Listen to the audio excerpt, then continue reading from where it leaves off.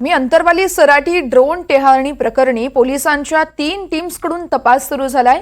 विधिमंडळात प्रश्नाला उत्तर देताना उत्पादन शुल्क मंत्री शंभूराज देसाई यांनी ही माहिती दिली आहे। तर संशयास्पद बाबींच्या तपासासाठी पोलीस अधीक्षकांनी 3 स्वतंत्र पथकं तयार केली आहेत। तपास सुरू असल्याची माहिती देखील देसाईंनी दिली आहे। मनोज जरांगे पाटील यांच्या सुरक्षेसाठी आणखी एका सशस्त्र पोलीस अधिकाऱ्याची नियुक्ती देखील करण्यात आली आहे। अंतरवालीमध्ये ज्या ठिकाणी मनोज जरांगे पाटील हे आंदोलन करत होते, शिवाय त्यांच्या राहत्या घराजवळ ड्रोनच्या घिरट्या पाहायला मिळत होत्या आणि याच प्रकरणी आता पोलिसांच्या 3 टीम्सकडून तपास सुरू झालाय।